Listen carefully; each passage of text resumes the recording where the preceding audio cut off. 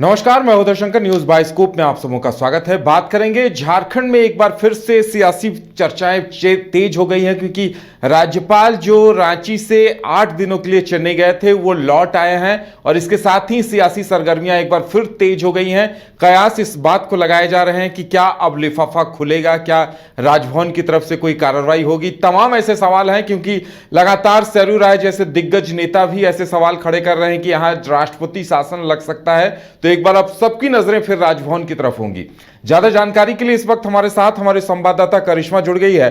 करिश्मा, राज्यपाल लौट आए हैं, बड़ा बेसब्री से उनका इंतजार हो रहा था और जब गए थे तब भी काफी चर्चा हो रही थी कि ऐसे में झारखंड में क्या कुछ होगा। तो इसके साथ ही सबकी नजरें एक बार फिर राजभवन की तरफ टिक गई हैं। जी उदय, राज्य की सियासी उठापटक के बीच जिस तरीके से राज्यपाल सीपी राधाकृष्णन चेन्नई रवाना हुए थे, 2 जनवरी को वो राजधानी रांची से चेन्नई के लिए रवाना हुए थे और इस बीच मीडिया से मुखातिब होते हुए उन्होंने स्पष्ट रूप से कहा था कि जिस तरीके से राज्य की सियासी सरगर्मी तेज है, लेकिन फिलहाल उन्हें कोई भी आधिकारिक सूचनाएं नहीं है। जिस दिन आधिकारिक सूचनाएं आ जाएगी वो इस पर खुलकर अपनी बात रखेंगे।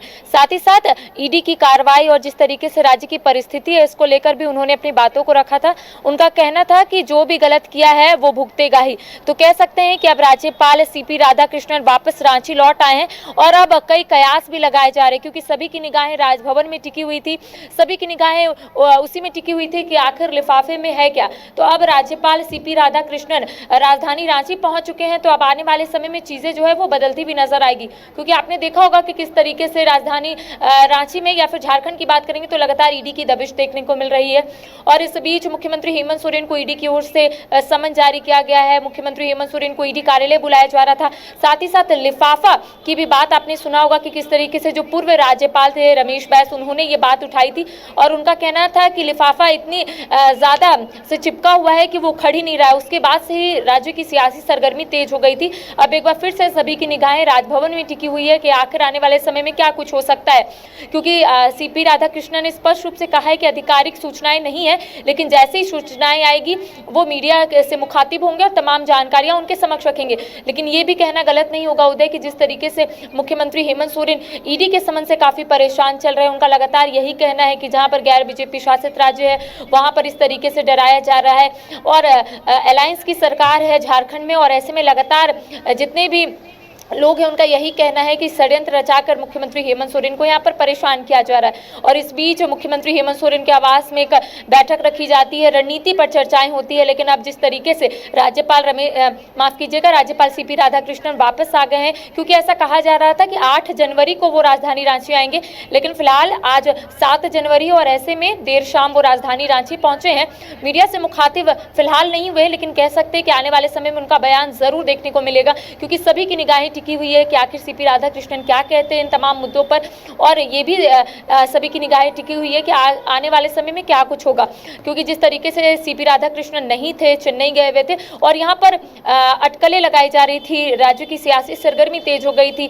सभी लोग अपने अपने तरीके से बयान देते हुए नजर आ रहे थे। कई लोगों का कहना था कि शायद मुख्यमंत्री हेमंत सोरेन कुर्सी खाली करेंगे और उनके परिवार के कोई सदस्य जो है उस कुर्सी में बैठेंगे, यानी कि अगला मुख्यमंत्री बनेंगे। तो कह सकते हैं कि कई जो चीजें वो निकल कर आ रही थी, सभी लोग अपने अपने तरीके से यहाँ पर बोलते हुए नजर आ रहे थे। जिसको जैसा ठीक लग रहा था लोग उसी तरीके से बयान दे रहे थे। तो अब कह सकते हैं कि अब कुछ ही दिनों के बाद ऐसा माना जा रहा है उदय कि शायद ऐसा हो सकता है कि एक बड़ा बदलाव हो सकता है, एक बड़ा परिवर्तन हो सकता है। लेकिन फिलहाल सभी की निगाहें टिकी हुई है राजभवन के साथ साथ उस लिफाफे पर अब तक जो राज्यपाल ने नहीं खोला है। जी बिल्कुल करिश्मा, और जिस तरह से विधायक दल की बैठक बुलाई गई थी उसके बाद से ही कयास लगाए जा रहे थे कि कुछ हो सकता है, और अब सीएम ने जैसा कि निर्देश भी हर विधायक को दिया है कि वो 3 घंटे में रांची पहुंच सकें, इसी तरह से रहें और ज्यादा बाहर ना जाएं। तो एक बार फिर सबकी नजरें इन सियासी हलचलों पर टिकी होंगी।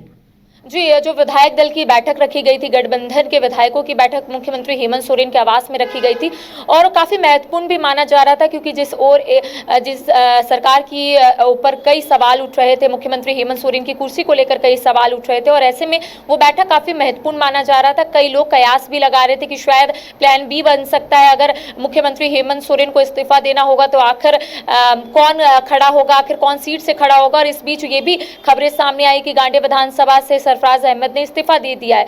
अब इसको भी लेकर कई लोग अपनी अपनी बातें रखते हुए नजर आ रहे थे। कई लोगों का कहना था कि झारखंड मुक्ति मोर्चा के दबाव में आकर सरफराज अहमद ने इस्तीफा दिया है, और कई लोगों का यह भी कहना था कि प्लान बी यहाँ पर झारखंड मुक्ति मोर्चा का यही है कि आने वाले समय में मुख्यमंत्री हेमंत सोरेन की धर्मपत्नी कल्पना सोरेन को गांडेय विधानसभा सीट से लड़ाया जाए। तो कई बातें निकलकर सामने आ रही थी, लेकिन जिस तरीके से आपने सही कहा कि जिस दिन बैठक रखी गई थी कई मुद्दों को लेकर चर्चाएं हुई, और ये भी मुद्दे को लेकर चर्चाएं हुई कि सभी विधायक रांची के आसपास रहेंगे, 3 घंटे की दूरी में रहेंगे। अगर सरकार या मुख्यमंत्री हेमंत सोरेन को इनकी जरूरत पड़ेगी तो वो लोग तुरंत आ सके, क्योंकि यहाँ पर सरकार की ओर से तमाम रणनीति बना दी गई है कि अगर कोई भी परिस्थिति होती है, इफ बट का सवाल होता है, तो सभी विधायक उनके पास रहेंगे। एक बहुमत साबित करेगी सरकार।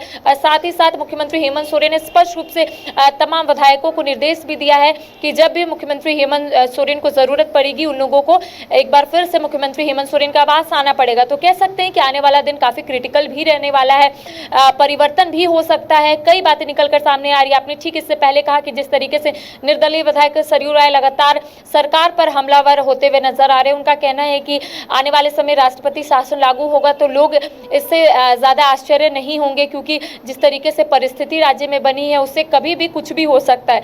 तो कह सकते हैं कि अब जिस तरीके से राज्यपाल राजधानी रांची लौट आए और ऐसे में राजभवन में सभी की निगाहें टिकी हुई है, अब आने वाले समय में चीजें जो है वो स्पष्ट होगी कि आखिर क्या कुछ चीजें बदलती है, क्योंकि सभी लोगों को इंतजार था कि कब सीपी राधाकृष्णन यानी कि झारखंड के राज्यपाल राजधानी रांची वापस लौटेंगे। चेन्नई गए हुए थे अपने कुछ कार्यक्रम को लेकर, तो कह सकते हैं अब जब वो आए हैं तब अब सभी की निगाहें टिकी होगी राजभवन में।